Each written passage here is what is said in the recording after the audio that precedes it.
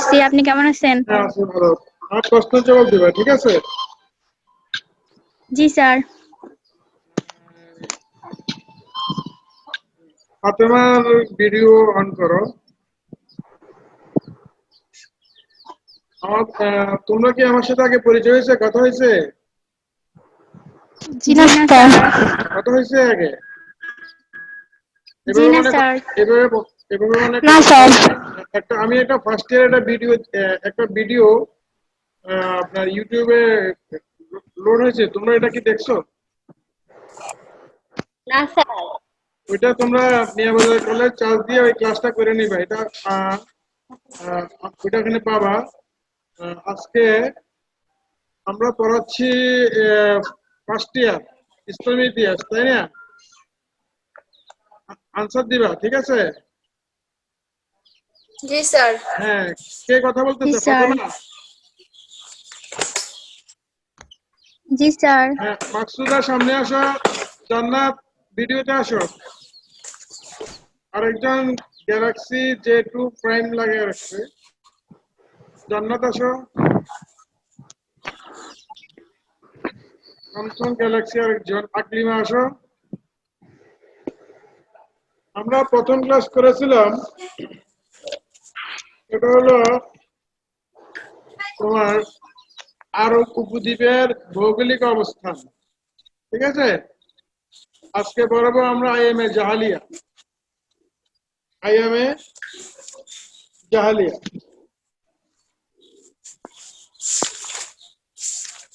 এক minute.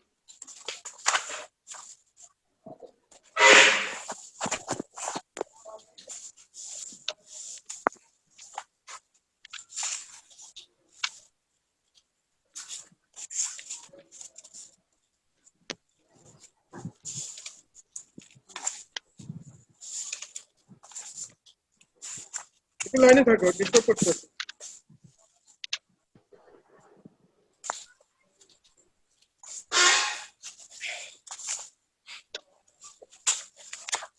IMA আইএমএ জাহালিয়া। আইএমএ জাহালিয়ার সার্বিক অর্থ কি জানো তোমরা? না স্যার। আইএমএ জাহালি হলো আহ, এটাকে জি স্যার।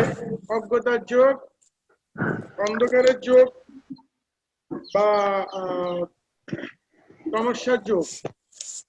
মানে যে যুগে আহ, আহ, মানে যে যুগে কোথাও কোনো নিম্নতম কোনো ধর্মীয় এবং সভ্যতার কোনো চিহ্ন ছিল না, এবং যে যুগে মানুষ ওই, বিভিন্ন তোমার অপকর্মে লিপ্ত থাকতো, ঠিক সেই যুগটাকে আইএমএ জাহালিয়া যুগ বলা হয়। কথাটা বুঝছো? স্যার। হ্যাঁ। জি আইএমএ স্যার। আইএমএ জাহালিয়ার যে জিনিসটা আমরা বলতেছি, সেটা হলো এটার সময়। সময়টা আহ, সময়টা কখন কখন শুরু হয়েছে, সময়টা কখন শুরু হয়েছে। নিপা ভিডিওতে আসো। নাজবুল হাসান ভিডিওতে আসো। এখন বিভিন্ন ভাবে ঐতিহাসিকরা এটাকে বিভিন্ন ভাবে তোমার সময়টা নির্ধারণ করছে। ওইটা হলো এরকম, সেটা হলো কিছু কিছু ঐতিহাসিক বলছে যে নবী করিম সাল্লাল্লাহু সাল্লামের, আমাদের নবী মোহাম্মদ মুস্তাফা সাল্লাল্লাহু সাল্লাম, মোহাম্মদ সাল্লাল্লাহু সাল্লামের জন্মের ঠিক 100 বছর আগের পূর্ববর্তী যে সময়টা, ওইটাকে আইএমএ জাহালিয়া বলে। তাহলে বুঝছো? জি স্যার। হ্যাঁ, এটা হলো কিছু ঐতিহাসিক। আবার জি স্যার। কিছু কিছু ঐতিহাসিক বলে হযরত ঈসা আলাইহিস সালামের মৃত্যুর পর থেকে হযরত মুহাম্মদ সাল্লাল্লাহু আলাইহি সাল্লামের নবুয়ত পর্যন্ত সময়টাকে আইএমএ জাহালিয়া বলে। হ্যাঁ। আবার কিছু কিছু ঐতিহাসিক বলে যে না, হযরত আদম আলাইহিস সালামের পর থেকে হযরত মোহাম্মদ সাল্লাল্লাহু আলাইহি সাল্লামের সময় পর্যন্ত এই সময় যে বিশাল যে সময়টা, এই সময়টাকে আইএমএ জাহালিয়া বলে।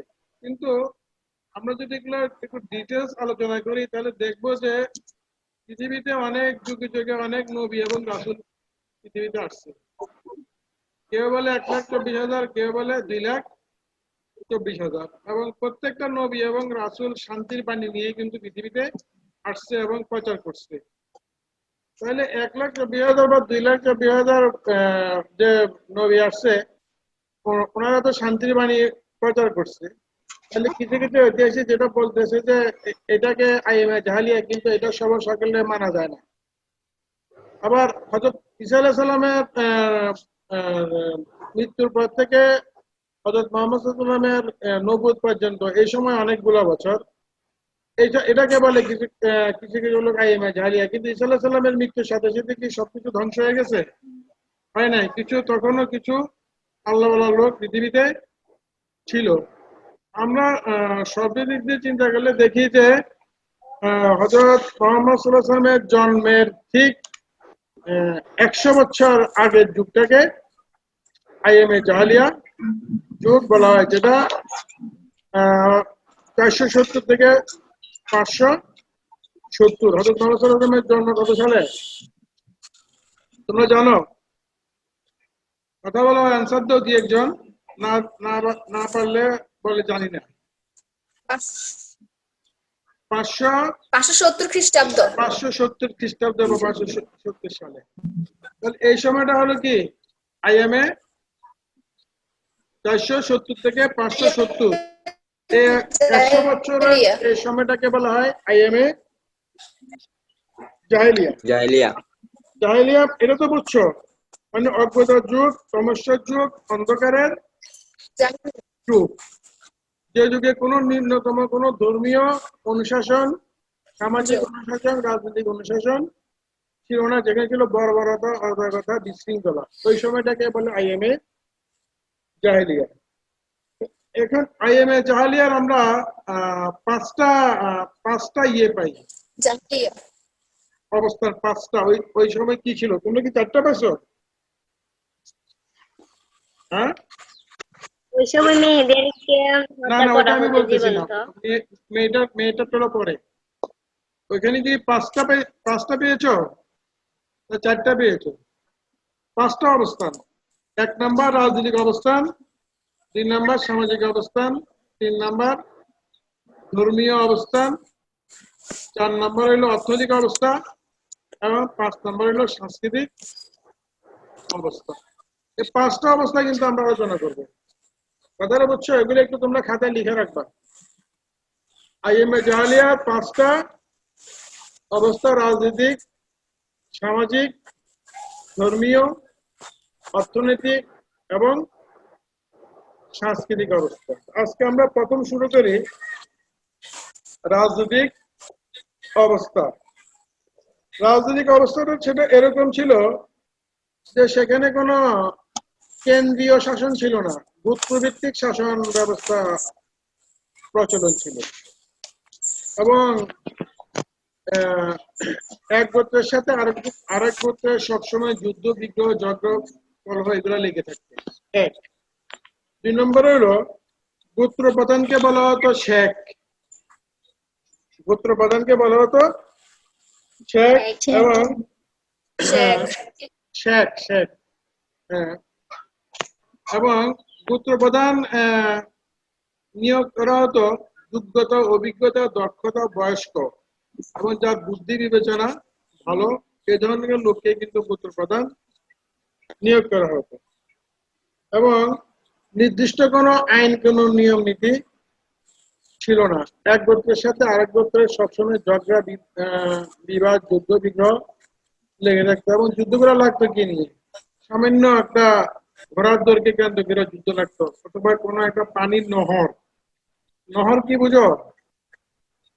নহর হলো জি না স্যার। মরুভূমিতে তো আর হচ্ছে মরুভূমিতে তো তোমার কোনো বৃষ্টি হয় না। যা একটু বৃষ্টি হয় টুকটাক একটু, সামান্য একটু খালের মতো সৃষ্টি হয়, এবং পানিটা হলো এখানকার সবচেয়ে বেশি গুরুত্বপূর্ণ। এই ধরনের নহর নিয়ে ওদের মধ্যে যুদ্ধ লাগতো, অথবা কোনো তৃণভূমি। তৃণভূমি মানে যেখানে কিছু ঘাস লতা পাতা জন্মে, এখানে এগুলা ওই দুম্বা ভেড়া ঘোড়া এগুলা এগুলা খেয়ে খায় আর কি। এগুলো নিয়ে ওদের মধ্যে যুদ্ধ হতো। এবং দেখা যাচ্ছে একটা যুদ্ধ 40 বছর ব্যাপী হয়েছে বা 100 বছর ব্যাপী হয়েছে। যেমন একটা উটকে কেন্দ্র করে একটা উট দৈর্ঘ্য কেন্দ্র করে একটা যুদ্ধ হয়েছে, যেটা 100 বছর ব্যাপী হয়েছে। 100 বছর ব্যাপী যুদ্ধ হয়েছে। এরকম অনেক যুদ্ধ আছে। তারপরে তোমার যেহেতু তোমার ওরা উন্নত আকাশের নিচে বসবাস করতো, যে জন্য তাদের মন মেধা সবসময় খিটখিটে ছিল, রুক্ষ ছিল। এবং বিশেষ করে আমরা তো পড়াচ্ছি আইমে জাহালিয়া সৌদি, তো এখানকার তোমার ইয়েটাও কি বলে আবহাওয়া সবসময় গরম, এবং যার কারণে গরম আবহাওয়ার কারণে ওদের মেজাজ সবসময় খিটখিটে ছিল। তবে তাদের একটা মক্কাতে একটা রাজনৈতিক সংগঠন ছিল, যেটা মন্ত্রণা সভা বা মালা বলা হতো, মালা মালা। এই এটার ভিতরে কিছুটা ওরা কিছু জিনিস নিজেরা করতো। যেমন প্রতি বছর আমাদের এখন যে মক্কা প্রতি বছর একটা নির্দিষ্ট সময়ে হজ হয়। এই হজটা কিন্তু তোমার অনেক আগ থেকে সৃষ্টি হয়েছে, এবং এই হজটা কোন জায়গাকে কেন্দ্র করে গড়ে উঠছে? পবিত্র কাবাঘরকে কেন্দ্র করে, কাবাঘরকে কেন্দ্র করে মক্কাতে। এবং এখানে প্রতি বছর যেহেতু মানুষ হজ করতে আসতো, হজ করতে আসলে এবং হাজিদেরকে বিভিন্ন যাতে কোনো কষ্ট না হয়, কোনো সমস্যা না হয়, এই জন্য ওরা কি করতো, তোমার কিছু দায়িত্ব ওরা ভাগ করে নিত। এবং এই দায়িত্বটা কে কে বর্ণন করতো? এই যে মন্ত্রণা সভা বা মালা, ওই সংগঠন থেকে। এবং বিভিন্ন গোত্র উপগোত্রের মধ্যে একটা মৈত্রী রক্ষা করে, ভারসাম্য রক্ষা করার চেষ্টা করত। এবং এদের এই পরিস্থিতিতে কোনো নির্বাহী কোনো ক্ষমতা ছিল না, তবে বিভিন্ন কাজ ওরা বন্টন করে নিত। যেমন রিদ্দা একটা কাজ, তীর্থযাত্রীরা হজ করতে আসলে এখানে তাদেরকে রসদ সরবরাহ করতো, সেই এটা ছিল তাদের প্রধান দায়িত্ব। আরেকটা দায়িত্ব ছিল সিকা। সিকা হলো তীর্থযাত্রী মানে যারা হাজিরা আর কি, এখানে যাতে পানির কোনো কষ্ট না পায়, এটা ওরা দেখতো। আরেকটা হলো নাসি, এরা প্রতি বছর কখন হজ হবে, অথবা কখন এই সমস্ত কার্যক্রম শুরু হবে, সৌর এবং চাঁদের বছর হিসাব করে ওরা পঞ্জিকার মাধ্যমে এরা এটা নির্ধারণ করতে। যেমন আমাদের দেশে, যেমন আমরা সবসময় মানুষ, আমরা অনেক সময় একটু আগ্রহ নিয়ে বসে থাকি রোজার ঈদের সময়, যে ঈদটা কবে হবে, গভর্নমেন্ট কখন ঈদের ঘোষণা দিবে, তাই না? অথবা হজ কবে হবে, অথবা কোরবানির ঈদ কবে হবে, অথবা সবে বরাত কবে হবে, এগুলা নির্ধারণ করে দেয়। এই ধরনের কাজ ছিল আর কি।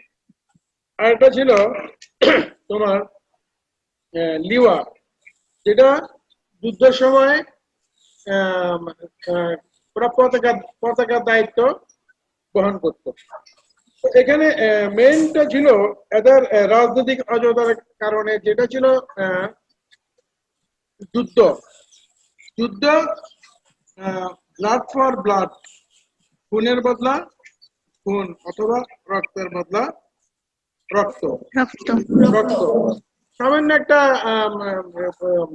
তোমার কোর্টকে কেন্দ্র করে বলছিলাম না একটু আগে, যে 100 বছর ধরে 40 বছর ধরে যুদ্ধ হয়েছে। এবং এই যুদ্ধগুলো বন্ধ হতো না যতক্ষণ পর্যন্ত রক্তের বদলা রক্ত হতো। এবং আমরা এখানে দেখি যে প্রাক ইসলামিক যুগে প্রায় ছোট বড় প্রায় 1700 যুদ্ধ হয়েছে, 1700 যুদ্ধ হয়েছে। তবে মধ্যমাঝে মীমাংসা হয়তো এটা কিরকম দাওয়াত, কোন একটা কিছুর বিনিময়ে।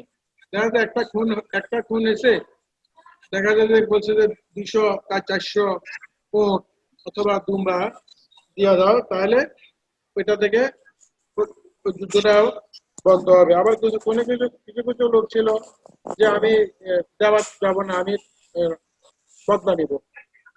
তাইলে অনেকটা রাজনৈতিক অবস্থাটা ছিল অনেক খারাপ, এবং যুদ্ধ যার মূল্যটার এই নীতি ছিল আর কি।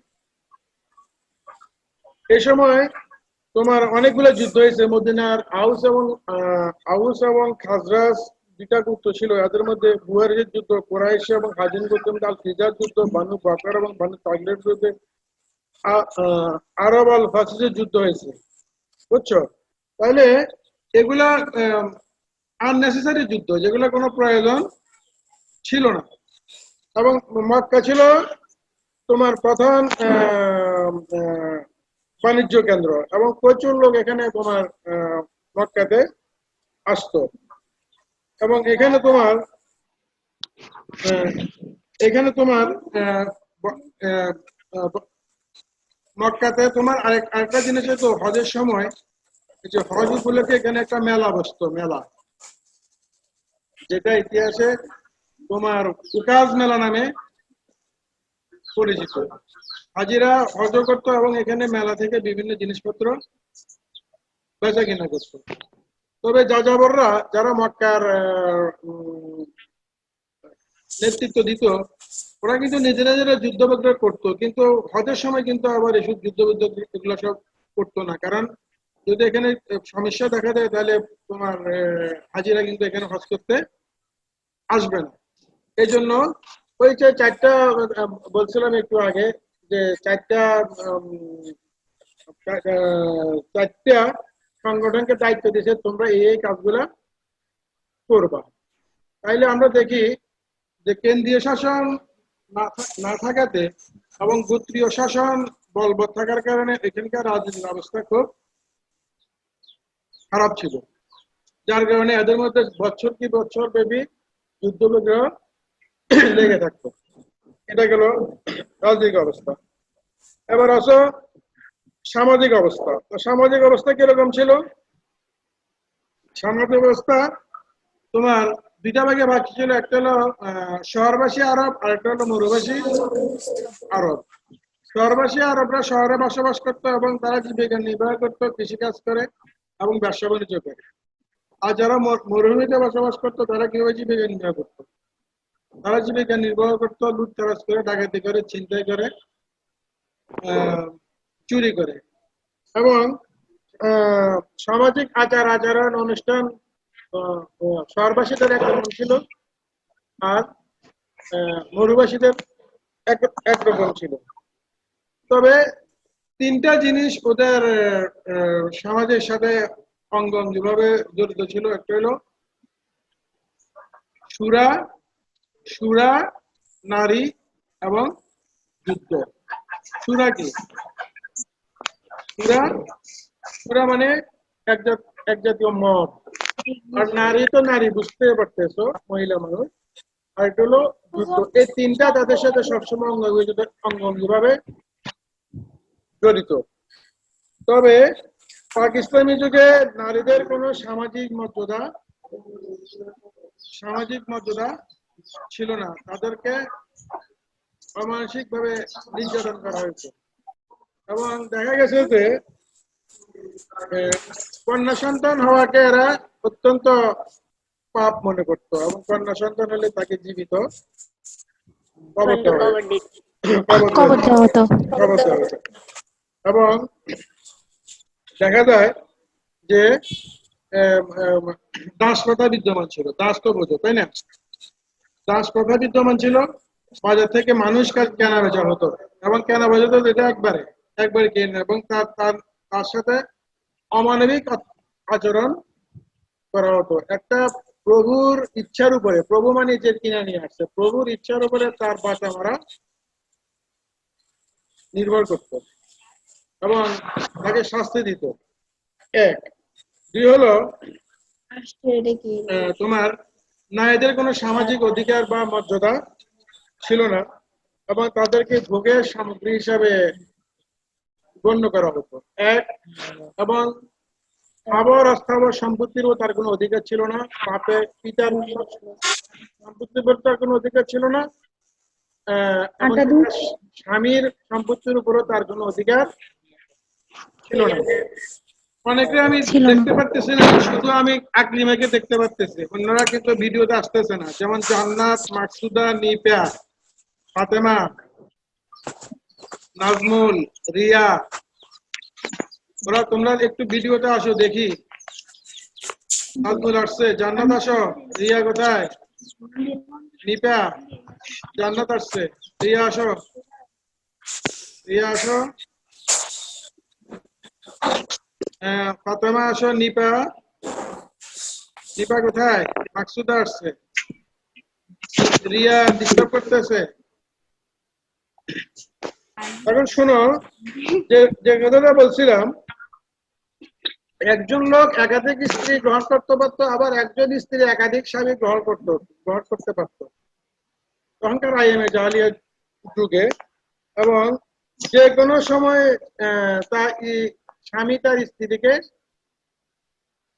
তালাক দিতে পারতো। এবং যেটা বলছিলাম, তোমার পৈতৃক সম্পত্তিতে কোনো হচ্ছে বেবিচার ছিল একদম অহরহ। অনেক সময় পিতা তোমার আহ, আহ, একাধিক বিয়ে করতো, এবং পিতা মারা গেলে বৈমাত্রীয় মাতাকেও আবার ওই আগের যে ছেলে বিয়ে করতে পারতো। তার মানে এগুলা অত্যন্ত সামাজিক অবস্থাটা অত্যন্ত খারাপ ছিল আর কি। তোমার তারপরে বিভিন্ন তোমার বলিদান, বলিদান, হ্যাঁ, বলিদান কথা বলবো ছিল। বলিদান মানে কি, মানুষকে বলি দিত, গরু ছাগল বিভিন্ন জীব জন্তু বলি দিত এক। আর আরেক সময় আরো কিছু করতো, সেটা হলো তোমার জাদু মন্ত্র, টোটকা, বান টোনা, এগুলো এরা বিশ্বাস করত। এবং ভূত প্রেত, ভবিষ্যৎবাণীতে এরা বিশ্বাস করত। পরলোক সম্বন্ধে কোনো ধারণা ছিল না। তারা আহ, ঐহিক সুখ এবং শান্তিতে বিশ্বাস ছিল, পরকাল সম্বন্ধে তাদের কোনো বিশ্বাস ছিল না। এবং তোমার পুত্র সন্তানের আশায় আহ, কোন পুরুষ তার স্ত্রীকে পরপুরুষের সাথে মেলামেশা করার সুযোগ দিত। এবং আহ, এক কথা আমরা দেখি, মৃত স্বামী অথবা পিতা বা অন্য কোনো আত্মীয় স্বজন ওই সম্পত্তির প্রতি নারীর কোনো অধিকার ছিল না। আর দাস দাসীদের ভেতরে তোমার আহ, দাস দাসীদের ভেতরে যেহেতু কিনে নিয়ে আসতো, এদের সাথে বিবাহ নিষেধ ছিল, এবং দাসীদেরকে তারা উপপত্নী হিসেবে গ্রহণ করতো। যদিও ওদের মধ্যে কোনো বিয়ে শাদী হতো, তাহলে ওই সন্তানের মালিক কে হতো, সন্তানের মালিক হয়ে যেত যে ওই কিনে নিয়ে আসছে ওই দাসীকে বাজার থেকে, সেই কিন্তু মালিক হতো। তাহলে এক কথা আমরা দেখি যে ওখানকার তোমার সামাজিক অবস্থা অত্যন্ত খারাপ ছিল, অত্যন্ত খারাপ ছিল। তোমার বিশেষ করে নারী জাতির প্রতি অত্যাচারটা সবচেয়ে বেশি তোমার এখানে দেখা যায়। কথাগুলো তোমরা বুঝতে পারতেছো তো? মধ্যে মধ্যে রিয়েক্ট Yes, করবা, sir. জি প্রশ্নের স্যার। আনসার দিবা। কথা যদি তোমরা না বলো, আমি কিভাবে বুঝবো তোমরা কি শুনতেছো না শুনতেছো? ঠিক আছে, আনসার দেবা। জি স্যার। ওকে। তারপরে আমরা দুইটা জিনিস পড়াইলাম। এবার আসো অর্থনৈতিক অবস্থা। হ্যাঁ, অর্থনৈতিক অবস্থা আসো, যেটা একটু আগে বললাম। অর্থনৈতিক অবস্থা যেহেতু আরবি দুইটা তোমার সম্প্রদায় বসবাস করে। কিছু লোক বসবাস করে শহরে, কিছু লোক বসবাস করে মরুভূমিতে। গ্রামে। মরুভূমিতে, গ্রাম না, মরুভূমি, উন্মুক্ত আকাশের নিচে বসবাস করে। তো শহরবাসীদের জীবিকা নির্বাহের মাধ্যম কি? শহরবাসীদের জীবিকা নির্বাহের মাধ্যম হলো কৃষি কৃষিকাজ। এবং ব্যবসা বাণিজ্য করবে। আর তোমার যারা মরুভূমিতে বসবাস করে তাদের জীবিকা নির্বাহের মাধ্যম কি? চুরি ডাকাতি। চুরি ডাকাতি, লুটতরাজ, ছিনতাই, রাহাজানি, এসব। কথাটা বুঝতে তো কিভাবে করে? মরুভূমিতে কোনো লোক এক জায়গা থেকে আরেক জায়গায় যাচ্ছে, ওরা উৎপত্তি থাকবে, তখন তাকে ধরে তার যা কিছু আছে সবকিছু ওরা নিয়ে যাবে। চিন্তাই করে। কথাটা বুঝলাম। এখন আহ, আর মরুভূমিতে তোমার চলার একমাত্র মাধ্যম কি? ওট ওট। ওট ছাড়া কিন্তু কোনো অবস্থায় চলা যাবে না। জি স্যার। কি মরুভূমির জাহাজ। মরুভূমির জাহাজ। এটা গত ক্লাসে আমি বলছিলাম যে মরুভূমিতে ওট ছাড়া কোনো অবস্থায় চলা যাবে না। এবং আরবদের একটা কথা আছে, যেখানে উটের উন্নতি, হযরত মুহাম্মদ রাদিয়াল্লাহু আনহু বলছিলেন, যেখানে উটের উন্নতি সেখানে আরবদের উন্নতি। কথার অবশ্য আমরা কথা শোনা যায়? আনসার দাও। জি স্যার। হ্যাঁ। জি স্যার। জি, এখন স্যার। আমরা যেটা বলছিলাম যে অর্থনৈতিক অবস্থা এখানে কয়েকটা সম্প্রদায় ছিল, বিশেষ করে তোমার ইহুদি, উম, ইহুদি, আহ, তারপরে তোমার খ্রিস্টান, পৌত্তলিক, তারপরে জড়বাদী, ওরাই হানিফ সম্প্রদায়। এখন বলছিলাম যে ব্যবসা বাণিজ্যতে শহরবাসীরা যারা ছিল তারা কিন্তু খুব ভালো ছিল, কথাটা বুঝছো? আর আহ, ইয়েরা ভালো ছিল, ইহুদিরা এবং খ্রিস্টানরা। ইহুদিরা ব্যবসা করতো, কিসের ব্যবসা করতো? সুদের ব্যবসা করতো। সুদের ব্যবসা করতো আর বিভিন্ন মূর্তি বানাইতো। মূর্তি বানিয়ে এগুলা বিক্রি করতো। এবং আহ, কোনো ইহুদি থেকে যদি কেউ কোনো টাকা পয়সা নিয়ে আসে, তো টাকা পয়সা না দিতে ওই ইহুদি তার কি করতো, তার স্ত্রী সন্তান পুত্র কন্যা জায়গা সম্পত্তি সবকিছু নিয়ে যেত। আর খ্রিস্টানরা এখানে একটু ভালো ছিল। ওরা কি করতো, ওরা এক ধরনের আহ, মদের ব্যবসা করতো, মদ বিক্রি করতো। আমি বলছিলাম যে আরবদের সমাজের সাথে তিনটা জিনিস ওতপ্রোতভাবে জড়িত। একটা হলো কি নারী, চূড়া, চূড়া মানে মদ, আর একটা হলো যুদ্ধ। কথাটা বুঝছো? হ্যাঁ। আর সুদের জি, ব্যবসা স্যার। যারা করতো তাদের অবস্থা ভালো ছিল। আর মক্কাতে যেহেতু প্রধান ধর্মীয় এবং রাজনৈতিক কেন্দ্র ছিল, মক্কা যেহেতু প্রধান এবং ধর্মীয় এবং রাজনৈতিক কেন্দ্র ছিল, সেই হিসাবে তোমার এখানে প্রতি বছর হজ হইতো। হজ উপলক্ষে এখানে বাণিজ্যেরও একটা বাণিজ্য হইতো এবং কিছু দোকানপাট বসতো।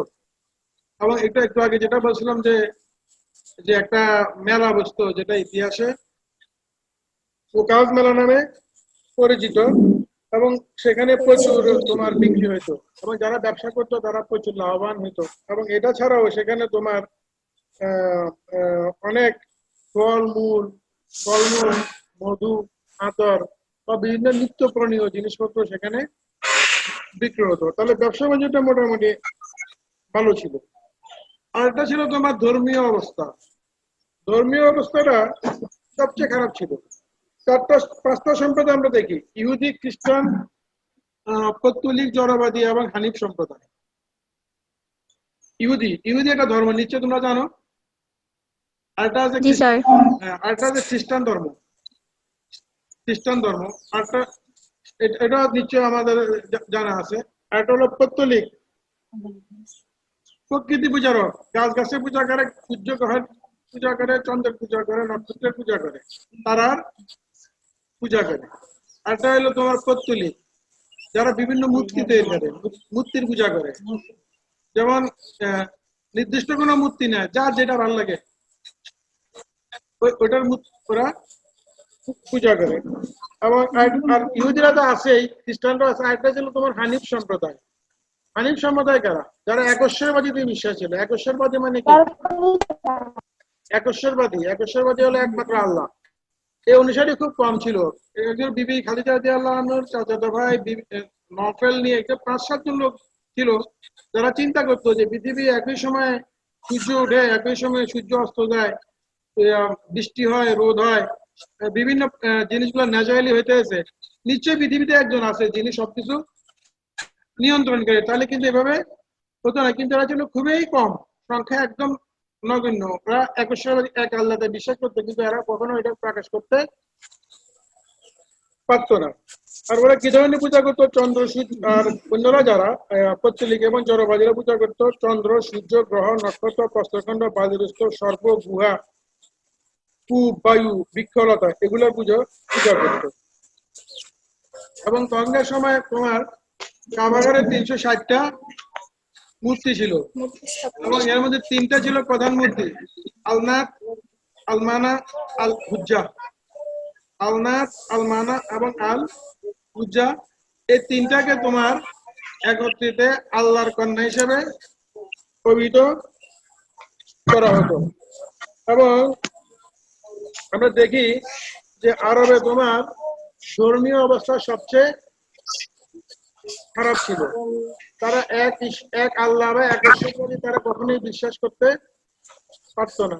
আর উন্মুক্ত আকাশের নিচে থাকার কারণে এরা তোমার তাদের ধর্মীয় চিন্তাধারাটা সম্পূর্ণ আলাদা ছিল। এই গেল ধর্মীয়টা, তার ধর্মীয় অবস্থাটাও খারাপ ছিল। আর একটা হলো তোমার সাংস্কৃতিক অবস্থা, যেটা আমরা বললাম যে একটু আগে, আরবের প্রতি বছর একটা নির্দিষ্ট সময় মেলা হয়। ওই মেলাটার নাম হইলো উকাজ মেলা। উকাজ ওই মেলা। উকাজ মেলাতে তোমার এরা সবচেয়ে তোমার বেশি গুরুত্ব, ওরা সাহিত্য চর্চা করতে পছন্দ করতো। সাহিত্য চর্চা, কথাটা বুঝছো? এবং কবিতা লিখতো, গল্প লিখতো এবং বিভিন্ন সাহিত্য চর্চা করতো। তখনকার সময় 7 জন কবি ছিল। এদেরকে এবং প্রতি বছর একটা সাহিত্য প্রতিযোগিতা হতো। সাহিত্য প্রতিযোগিতায় এবছরের শ্রেষ্ঠ কবি কারা, ওই কবিগুলোর নাম পবিত্র কাবায় গিয়ে স্বর্ণ আকারে লিখে দিত। এখন তখনকার শ্রেষ্ঠ কবি ছিল ইমরুল কায়েস। এবং এই 7টা কবিতাকে একসাথে বলা হতো সাফাই মুআল্লাকাত বা সপ্ত ঝুলন্ত গীতিকাব্য। সাতটি ঝুলন্ত এবং কবিতা। কবিতাগুলো এমনভাবে লেখা হইতো, এগুলা কোনো গদ্য কবিতা না, পদ্য কবিতা। প্রথম লাইনের সাথে দ্বিতীয় লাইনে, দ্বিতীয় লাইনের সাথে তৃতীয় লাইনে, তৃতীয় লাইনের সাথে চতুর্থ লাইনে ছন্দের মিল থাকতে হবে, ছন্দের মিল। কথাটা বুঝছো? এখনকার তো কবিরা যে একটা লিখে, একটা কবিতা লিখলে কিন্তু কবিতা হয়ে গেল।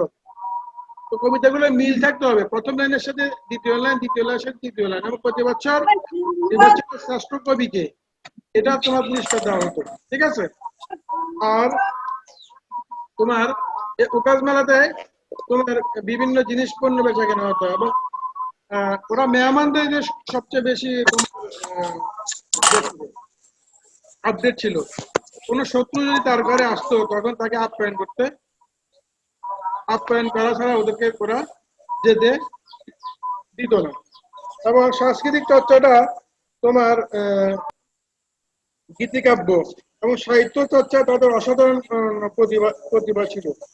এবং আমরা দেখি যে তারা কি ধরনের কবিতা লিখতো, নারী প্রেম, বংশ বিস্তার, যুগের জীবন, অথবা উঠে কোনো একটা যুদ্ধে অসাধারণ তোমার